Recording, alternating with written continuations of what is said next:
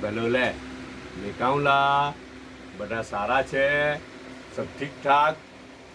આજે સન્ડે છે એટલે તમે લોકોએ ધારી લીધું હોય કે આજે ખેંચવાનો છે ને જરાક બોની હે એ હમણાં થોડા દિવસ પહેલા છે ને પેલું કઈ કઈ વ્લોગ જોયેલું કઈ સોશિયલ મીડિયા પર, તો કઈ ફની વ્લોગ હતો કઈ ઓકે અનએજ્યુકેટેડ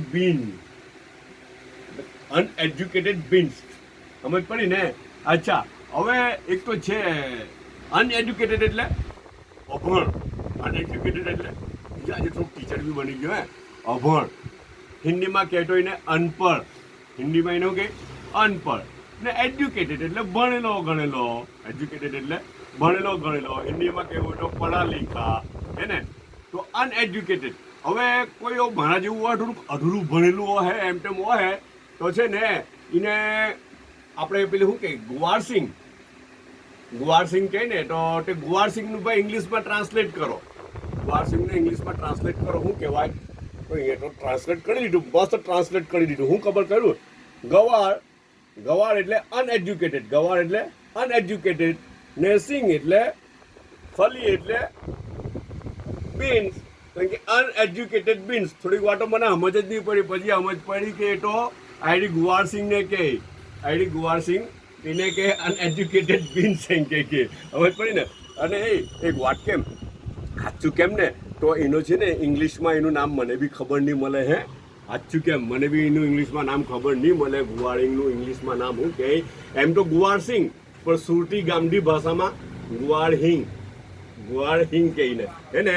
અમુક વખત એને નેગેટિવ અંદાજમાં બી એને બોલે કે ગુવાળહિંગને તો હું ખાઈ યાર હે ને, ગુવાળહિંગ રાંધી કાઢી યાર, પણ હું તો મજા લઈને ખામ. સાચું કે મજા લઈને ખામ એટલે ખુશીથી મજા લેમ, હે મજબૂરીથી મજા નહીં લેમ. સાચું કે બીજું કે છે ને ઘરમાંથી ગયેલા છે, મેડમ ગયેલા છે કાલના યાર વેકેશન કરવાવાળું ગયેલા છે મોસાલી, મમ્મી પપ્પા નતા મારા જન્નતના ઘરમાં, હા ત્યાં ગયેલા છે ને કાલના.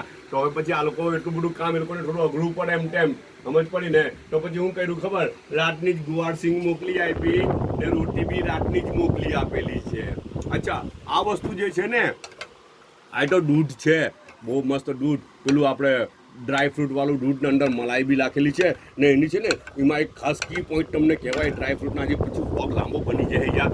પડે ચાલ કહી દઉં, ચાલો સાંભળી લ્યો ચાલ, મને પહેલાં ટેસ્ટ કરી લેવા દો. યસ, બરાબર છે.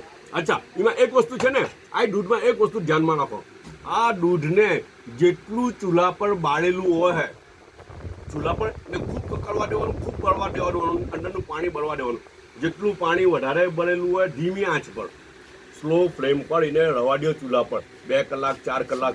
જેટલું ચૂલા પર કકરે એટલો એનો ટેસ્ટ મજા આવે, એટલો ભારે ટેસ્ટ અંદરથી નીકળે, જસ્ટ લાઈક અ મિલ્કમેટનો ટેસ્ટ અંદરથી નીકળતો છે. જેમ ભરતું જાય તેમ મિલ્કમેટનો ટેસ્ટ અંદરથી નીકળતો છે ને તે દૂધ ગજબનું હોય. આ લોકો જે બનાવે ને એના અંદરથી મિલ્કમેટનો ટેસ્ટ નીકળે, મિલ્કમેટ નાખવા વગર, બરાબર ને.